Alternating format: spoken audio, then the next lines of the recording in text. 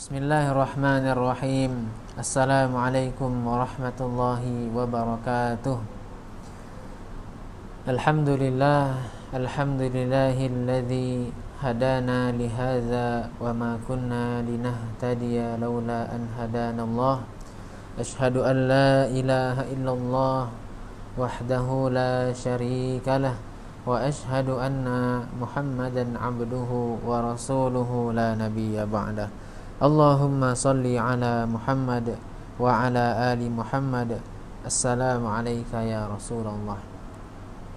Hadirin hadirat jemaah salat tarawih yang dirahmati Allah, kembali bersyukur kita kepada Allah. Di malam yang ke-12 ini Allah masih terus memberikan kita banyak nikmat. Allah masih terus memberikan kita kesehatan, kesempatan istiqomah dalam ketaatan di 10 hari kedua di bulan Ramadan ini. Maka kita bersyukur, kita berdoa kepada Allah, semoga Allah panjangkan umur kita hingga nanti bulan Ramadan ini berakhir, dan Allah ampunkan dosa-dosa kita di bulan Ramadan ini. Amin ya rabbal alamin. Ma'asyiral muslimin, sedang jemaah tarawih yang dirahmati Allah, pada kesempatan yang singkat ini izinkan kami sedikit menyampaikan tausiah. Adapun judul yang diamanahkan kepada kami adalah makanan halal dalam Islam. Bapak Ibu yang dirahmati Allah, ketika kita berbicara tentang makanan halal, apa yang ada dalam pikiran kita? Apakah makanan halal itu adalah makanan yang ada label halalnya, atau bagaimana? Atau makanan yang tidak ada label halalnya itu bukan makanan halal? Ya, kalaulah makanan yang disebut makanan halal itu adalah hanya makanan yang berlabel halal saja, maka hari ini susah sekali kita mencari bakwan yang berlabel halal. Ya Bu, bakwan berlabel halal susah sekali kita cari. Ya, ternyata dalam Islam makanan itu disebut halal apabila yang pertama komposisinya halal, yang kedua cara mengolahnya, memasaknya halal, yang ketiga cara mendapatkannya adalah halal juga. Kita bahas yang pertama, komposisinya halal. Maksudnya benda itu, makanan itu memang terbuat dari bahan-bahan yang halal. Contoh, jangan sampai dia tercampur dengan benda-benda yang atau zat-zat yang haram. Jangan sampai kita masak, ibu-ibu masak rendang, rendangnya rendang daging, tapi dikasih minyak babi sedikit. Jadi haram Bu. Rendangnya rendang daging halal, dagingnya halal, daging sapi, tapi dikasih minyak babi sedikit, maka jadi haram. Maka tak boleh bercampur dengan sesuatu yang haram, walaupun sedikit. Harus murni halal. Kita masak kue gitu.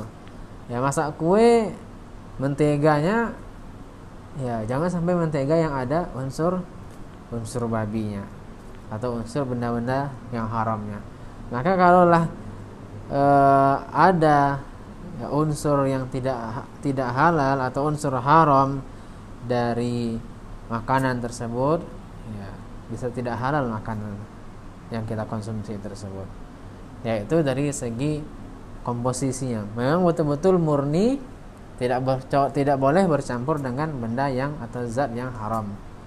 Yang kedua, cara memasaknya.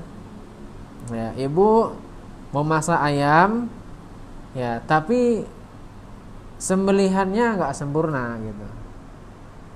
Ayam itu harus sembelih dengan sempurna, disembelih dengan ucapkan basmalah. Kalau kita sembelih ayam, lalu kita nggak tahu apakah tukang potong tadi baca basmalah atau tidak, boleh jadi dia jadi bangkai Bu. Menjadi tidak halal juga, karena disembelih dengan tanpa menyebut nama Allah. Maka hati-hati ibu-ibu kalau beli ayam potong, Ya, pastikan betul-betul ayam yang dipotong oleh tukang potong itu dipotong dengan mengucapkan basmalah, bismillahirrahmanirrahim. Boleh kita ingatkan, bang jangan lupa baca basmalah gitu. Ya, boleh kita ingatkan. Ya, makanya hati-hati sekali kita. Sesuatu yang kita anggap remeh, ya, namun ternyata yang ayamnya itu halal, namun ternyata ketika menyembelihnya kita tidak menyebut nama Allah, ya dia menjadi bangkai, menjadi tidak halal. Hati-hati Bapak Ibu sekalian. Selanjutnya, ketika kita masak, ya hati-hati juga jangan sampai perlengkapan dapurnya itu ataupun perlengkapan masaknya itu ya tercampur juga dengan zat-zat ataupun hal-hal yang mengandung benda haram. Ya, jangan sampai dipinjam punya tetangga kita non muslim. Ya, dia masak rendang babi pakai kuali ini ya. Masak rendang babi pakai kuali dia. Lalu kita pinjam pula untuk kuali dia tadi yang masak rendang babi tadi, kita pinjam pula untuk kita masak rendang daging sapi gitu.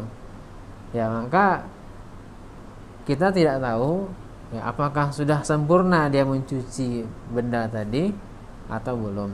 Maka hati-hati ya, jangan sampai ada bercampur sedikit ya, masih ada zat ya, dikhawatirkan masih ada zat yang haram itu tersisa sedikit. Maka hati-hati kita ya, jangan sampai kita campur peralatan dapur kita ataupun peralatan masak kita. Yang ketiga tadi cara mendapatkannya. Ya, cara mendapatkannya haruslah halal juga. Contoh ya, bakwan itu halal, tapi orang lain nih yang buat. Ya, ada seorang pedagang dia jual bakwan, lalu kita dapatkan dengan cara mencuri. Ya, bendanya halal tapi didapatkan dengan cara mencuri, maka menjadi haram. Maka hati-hati. Ya, sesuatu yang kita makan jangan sampai kita dapatkan dari harta yang mencuri, dari harta yang haram, dari harta yang korupsi, dari harta yang menipu orang lain, dari harta yang kita bertengkar sama orang lain. Nah, na'udzubillah. Ya, kita dapatkanlah harta itu dari cara-cara yang baik, tanpa menyakiti orang lain, ya tidak dengan mencuri, tapi dengan hasil keringat kita. Ya. Kenapa Islam mengatur makanan halal ini, Bapak Ibu? Kenapa Islam mengatur makanan itu pun urusan perut pun diatur oleh Islam? Karena Allah Subhanahu wa taala berfirman dalam Al-Qur'an surah Al-Mu'minun surah ke-23 ayat 51, a'udzubillahi minasyaitonirrajim. Ya ayyuhar rusul kulu min thayyibat wa'malu shaliha. Wahai para rasul, makanlah dari makanan yang baik-baik, wa'malu shaliha, dan kerjakanlah amal soleh. Maksud makanan yang baik-baik dalam ayat ini adalah makanan itu adalah makanan yang halal lagi baik, halalan thayyiba. Ya, mengkonsumsi makanan yang halal lagi baik diperintahkan terlebih dahulu sebelum mengerjakan amal soleh. Kenapa dalam ayat ini Allah katakan makanlah yang baik-baik baru wa'malu sholihah, baru mengerjakan amal soleh? Karena mengkonsumsi makanan yang halal akan membantu kita untuk berbuat amal soleh. Mengkonsumsi makanan yang halal akan memudahkan kita untuk mengerjakan amal soleh. Demikian pula Allah Subhanahu wa taala melarang kita untuk mengkonsumsi makanan yang didapatkan dengan cara yang kotor, dengan yang haram. Karena makanan yang kita dapatkan dengan cara haram tadi berpengaruh juga pada diri kita. Diri kita menjadi tidak tenang, ya, bahkan fisik kita boleh jadi juga menjadi penyakit sama kita, hati kita menjadi sakit samanya. Dan juga makanan yang haram tadi boleh jadi membuat kita malas untuk beribadah. Ya, lebih senang kita berbuat kemaksiatan. Ya, jauh dari Allah. Ya, malas untuk sholat, malas untuk baca Quran. Ya, itulah efek dari makanan yang haram. Maka dengan ini kita sama-sama, ya, mari kita jaga makanan kita, anak keluarga kita dari yang halal. Ya, halal tiga-tiganya. Yang pertama, bendanya halal, zatnya, komposisinya halal. Yang kedua, cara memasaknya halal.